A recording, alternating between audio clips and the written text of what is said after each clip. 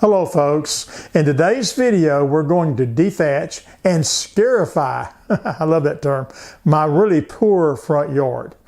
Now it can be expensive to rent a dethatcher. So I got on Amazon and I bought a cheap electrical version, a no-name version, and I was very happy with it. My goodness, you would be shocked at how many bags of thatch we took out of just my front yard.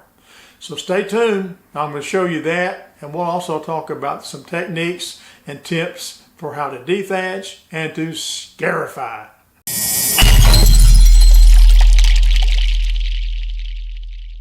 When we moved in 12 years ago, I had to completely resod my front yard with San Augustine grass. And since that time, we've lost over half of that new grass. And I think that's due to poor hard soil, and maybe neglect from not watering and fertilizing like I should. Also, this yard has never ever been dethatched, and I've always mowed in the mulch mode, which I think has just added extra layers of thatch to deal with. Some of you are probably asking, what on earth is thatch? Well, thatch is just a layer of organic matter like your old grass clippings, maybe decaying leaves, etc., that filters down through the grass blades and blankets the ground. And this layer can block proper absorption of moisture and nutrients to the root level. So getting rid of this thatch is really a healthy thing for your yard. Now if you just have a small area to do and you don't mind the labor involved, you could just buy a dethatching rake, specially made for this purpose. I'll put a link in the video description for one. For larger areas though, like a whole yard, you'll probably need a dethatching machine. And as I mentioned before, you have the option of either buying one or renting one. Now, I bought one from Amazon. I wanted a 16-inch, 15-amp unit, and that's what I got. It was only $130, which was an outstanding price, and it got pretty good reviews. So I thought I was doing a good thing until I got it home. And unfortunately, there is absolutely no brand name on this thing anywhere. There's no brand name on the box. There's no brand name on the unit itself, nor is there a brand name in any of the paperwork. So I call it my no-name dethatcher. Okay. However, I decided to keep it, and it's done a pretty good job. So the first step is to mow your lawn, and not just mow your lawn. You want to mow it a couple of notches lower than you usually do. This will make it that much easier for the scarifier or the dethatcher blade to do its job and reach down low enough to get that thatch. Most dethatchers actually come with two different blades. Now this blade is the scarifier. The blades actually dig into the soil. They are fixed and have no give. The lawn rake, on the other hand, or the dethatcher blade as it's called, has a series of spring-loaded tines and have a lot more give. For instance, if you run over your sprinkler spray head, they would probably not hurt it. However, the scarifier with its fixed blades will just tear it up. Blade changes are pretty easy. You just remove these two screws, pull this end and lift out the old blade, then pry off the bearing cradle and snap it onto the other blade. And you reinsert the new blade the same exact way and then replace your screws. One thing you may be asking yourself about these machines is, are they self-propelled? Well, yes and no. There's actually no propulsion mechanism attached to the wheels. They don't automatically turn.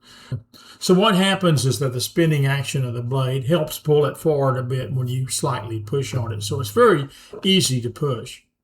Also, you want to dethatch or scarify when the ground is dry. If you do it after sprinkling or after a rain, it doesn't pick up properly and just makes a big mess to clean up in your bag. The unit just drags and binds up on the ground and is very, very hard to push.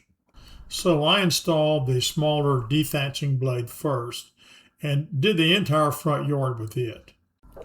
Normally you would scarify first and then follow up with a dethatching. But I really wanted to see how well this dethatching attachment would do just by itself. Now you'll notice here that I've got the bag attached. You'll also notice that there's no thatch behind the unit as I push it forward. And you'll also notice that about every pass, I have to stop and change the bag. And you can jerk back and stop like so. This back loads the bag, so when you take it off, you don't have much spill out on the ground. And here's a close-up of the contents of the bag. And you may be able to see a little green in there, but it's nearly all dead stuff. That's what you call thatch. Now, this bag holds 14.5 gallons. So it's actually quite a bit of thatch. The other way to do this is you can leave the back off, and many people prefer to do this, but you'll notice how much debris is behind it, and then you have to do a lot more raking. So it's just a matter of personal preference. Now, if you have San Augustine or Bermuda grass like me, remember that these grasses have runners or stolons that spread across the top of the ground. And every few inches, these stolons will put down additional roots. And whether you scarify or dethatch, every once in a while, you're going to have to stop and clean your blade from all these runners that are going to wrap around it. But if your grass is reasonably healthy, it will reestablish itself. Now remember that the dethatching blade is much less aggressive than the scarifying blade, but still we took out bag after bag of thatch. And these bags hold 39 gallons, or standard lawn leaf bags. As a matter of fact, when I was done, I had 5 full bags on the road. But believe it or not, that still didn't get all the thatch. I had visible thatch on top of the ground and also down at the root level between the grass blades. So I decided to go ahead and make another pass using the Scarify blade. Once installed, I put it on the lowest level, the number 4 level. And immediately it started tearing up the ground and filling that bag again. Now we had a rain 2 days before I did this, a good rain. And I expected the ground to be soft enough that the Scarify blade would make ruts or slots in the ground, just like I've seen on other videos. And this is a good thing because it helps to aerate your lawn. It must not have rained enough though, because I didn't get a single slot in my ground. In spite of the fact that it just pulverized the ground, all I got was about a 1/4 inch layer of this loose dirt on top. It's recommended that after you make a series of passes in one direction, that you come back with your scarifier and make a second set of passes perpendicular to the first. So that's what I'm doing right here. Now the exception to that rule is San Augustine grass. I did a little research, and many people suggest that you maybe don't scarify it at all, or just scarify in one direction. Now, in my case, I'm going to wait and see how healthy my grass gets after this dethatching before I jump into scarifying my San Augustine. So even without doing the San Augustine section, we ended up getting 3 more bags of thatch. Then I had to rake up the excess that the thatcher didn't get, so I was able to fill half a bag doing that. So in total, we've done 8.5 39-gallon bags. I think that's pretty impressive for a no-name machine. But we're not done yet. A couple of days after I dethatched the yard, we had a huge rain for 2 days. And I went out and looked at my yard, and look at this. There's still a lot of visible thatch on top of the ground. The rain just washed it out where you could see it. So I'm going to go back over it with the dethatching here. So I let the ground dry for a couple of days, and here we go. Now the first 8.5 bags have already been hauled off. So everything you see on the road here now is new. And the results were simply incredible, in spite of the fact that we've already dethatched it once, that we've already scarified it once, that we've already taken 8.5 bags of dead thatch out of this front yard.